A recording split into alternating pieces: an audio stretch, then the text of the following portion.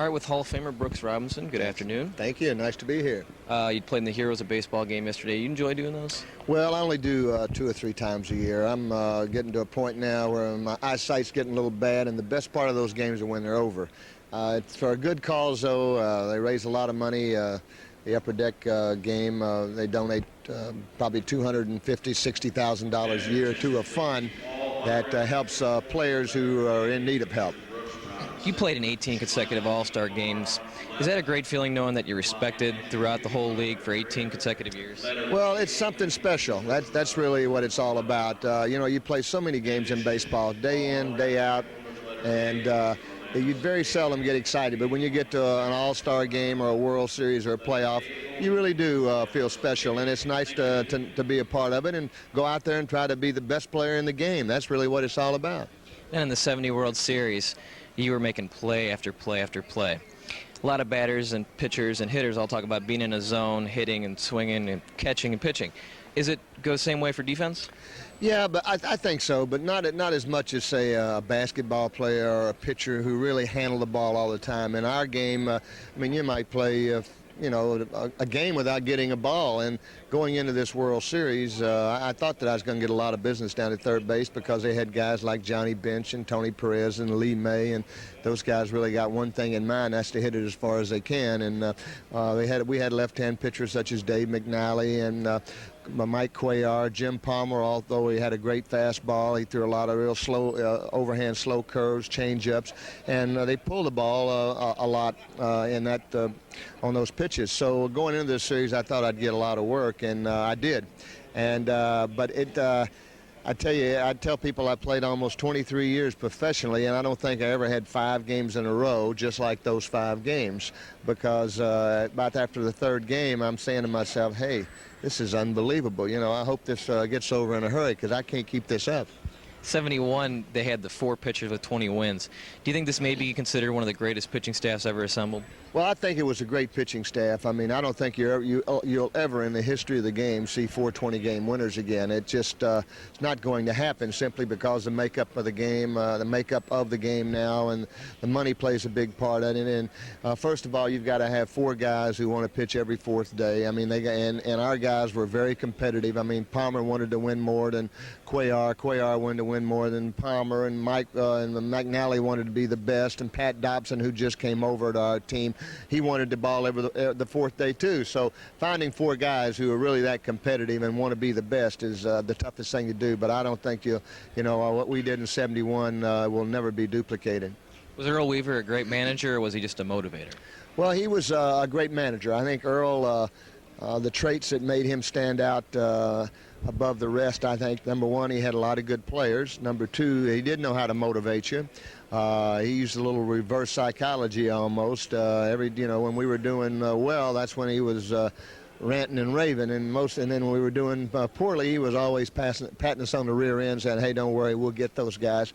But I think what Earl did best, he made every guy feel special.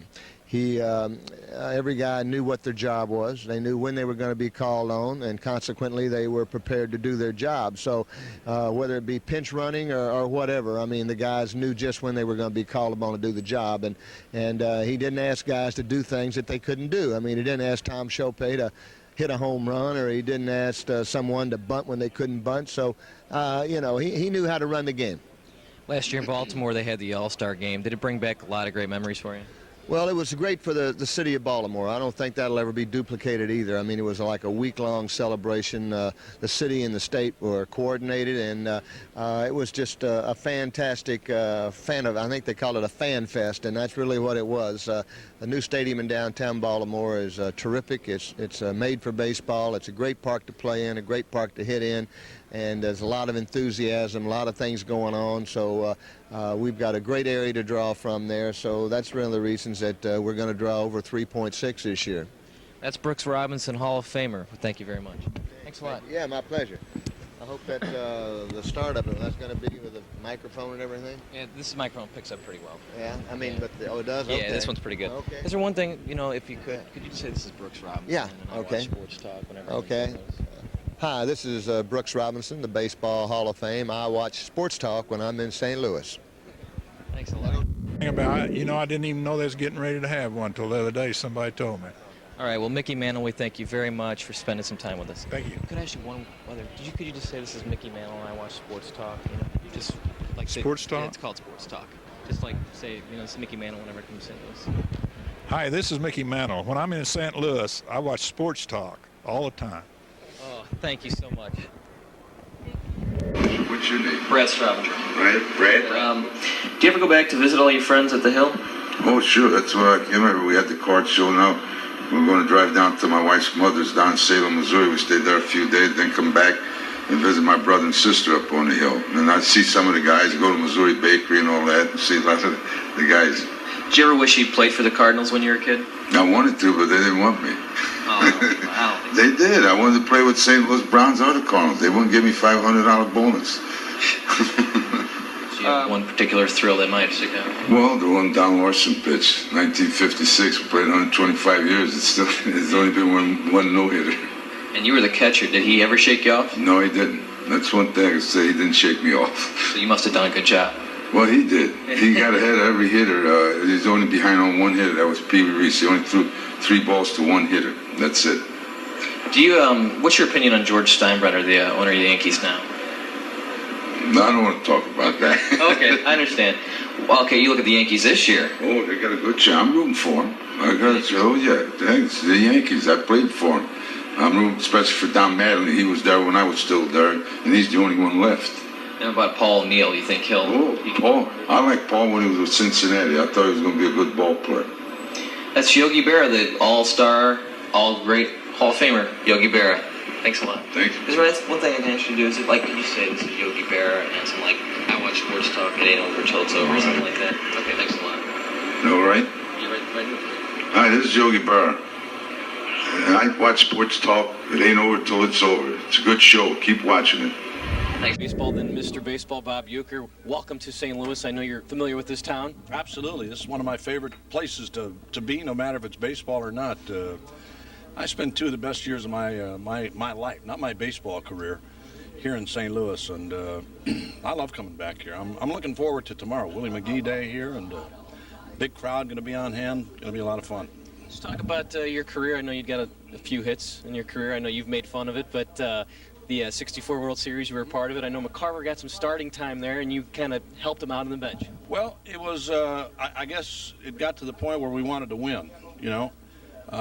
We won the pennant in 64 in the World's Championship with Timmy, and the next year we finished 6th with the exact same team, only I played a lot more. I played a lot more in 65, which took us from 1st to 6th, so I was proud of that. You don't see many 65 Cardinals tributes back then. You hear about the 64, but not the 65 Cardinals. Well, you know, we had I've been here for a couple of Cardinal reunions. We did a 20 and I think we did a 10 and a 20-year reunion. I'm looking for a 40-year job. I hope we're all around yet for a 40-year reunion, but I really had a lot of fun playing here. I did a show last night with Mike Shannon and Bob Gibson, excuse me, following the game, and we sat there and laughed for an hour about the things that happened during those 2 seasons that I was here with the Cardinals. And you know, there's a lot of guys that play baseball for a lot of years and are big time and big name players who have never been to a World Series. And you know, I feel bad for guys like that have never had the opportunity to experience that. The guy that comes to mind for me all the time is Ernie Banks. He was such a great player and a Hall of Famer, and never experienced a World Series. There's a lot more, but that to me was one of the highlights of my career, the day that the Braves informed me during the spring of 1964 that I was going to be traded to the St. Louis Cardinals, and we went on to win that year, and you know, everything else is history. But just to be able to wear that ring and to say that you were a part of the championship season here is something that a lot of players can't do. Is that the ring right there? Is that the one? This is a light beer ring. No, we can't talk about that. We're in St. Louis. That's Miller. We don't talk Miller. We're drinking 100 cases a day. No, this is a championship ring. Yeah, they're a lot bigger now, but yeah, that's a World Series ring, and mine's adjustable because there were, you know, different players coming in to wear it all the time. So, but no, we had a good time here. We really did. I was talking to Red Shandies before the game today. Johnny Keane was the manager in '64, and then Red took over the next year, and it was great here. I mean, just even coming back here to play in this ballpark after I got traded, was nifty. I look at this park now, it's going to be kind of sad to see this place go. I know there's a new ballpark in the making now, but when you look around here and see the way they've renovated this place and the things they've done, this to me is baseball here, man. I love this place, I really do. For a guy who hit like 212, 215, no offense. No, you're a little high there. They call you Mr. Baseball, though. That's pretty good that for a guy who didn't do what McGwire's done or what Babe Ruth has done, you're Mr. Baseball. I think that's kind of an accomplishment. Well, I could have done those things, but I always look down the road, you know. I mean, anybody can go out and hit 300. You try and hit 200 and hang around the big leagues for 5 years, that is really hard. People say, well, it's easy to strike out. That's not true. Big league pitchers, sooner or later, somebody's going to hit your bat. So to have the ability to swing and lift or lower to avoid the baseball when it comes through the hitting zone, those are things that you learn during the off season. I never practiced during spring training because I didn't want to tip my hand. And I mean, if I had good years, year after year after year, you know what they do? You hit 310 one year, the next year they want you to hit 320. You hit 320, they want you to hit 330.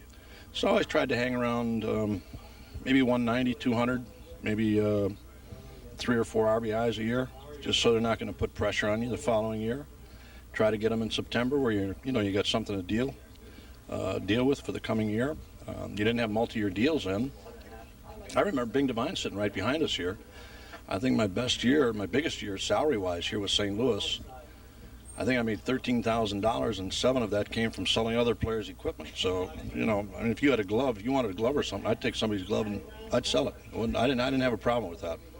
You and Johnny Carson are friends. Talk just about all those appearances because, as we said, again, another 100 hitter. We'll say 100. Let's go with that because they call it the Mendoza line, but you're way under that, obviously. But the appearances on Johnny Carson, did you become good friends with him, and how's that relationship going? I did shows. I don't know. I think the first show I did like in 1969 was the first one, and all the way through his final show. And I would do 4 or 5 shows a year. I think I did something like 100 shows. And yeah, we got to be really good friends. And I don't see Johnny anymore. I see Doc Severinsen from time to time and Ed McMahon. But I never took that stuff serious. I wasn't serious about show business and any of that other stuff. Baseball, everything I do revolves around baseball.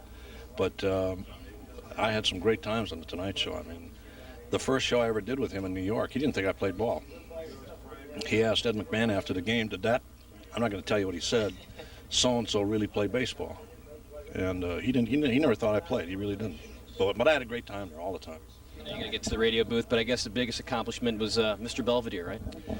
Yeah, we had a lot of fun. I still see those people from the series. It ran for 6 years, which is a pretty good run for a sitcom.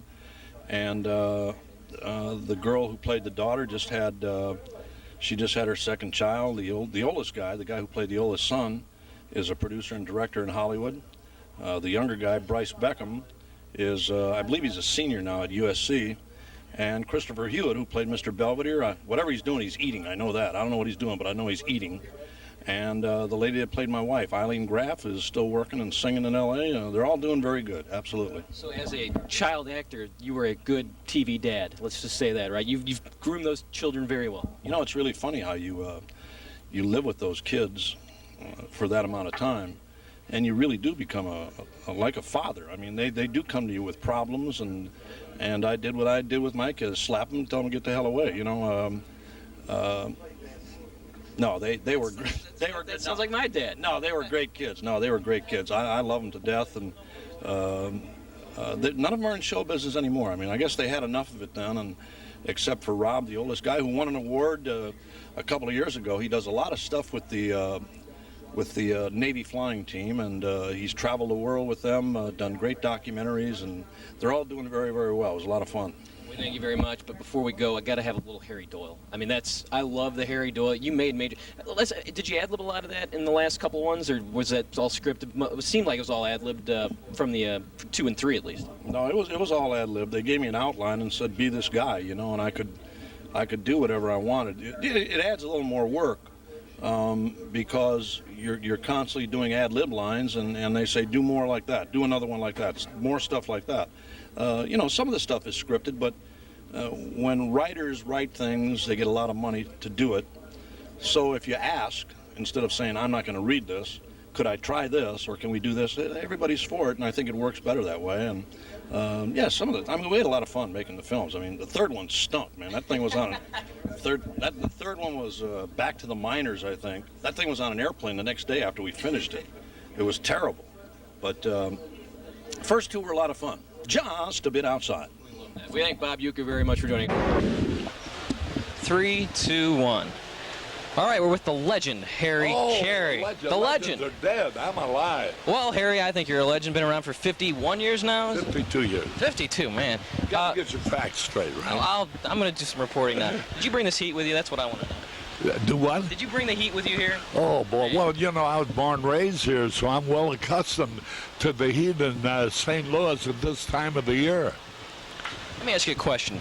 Now, we know you're a diehard Cardinal fan and a diehard Cub fan. Oh, I'm a diehard Cub fan, and I tell you, the only game that I'm interested in is the Cubs' victory. I hate to see them lose.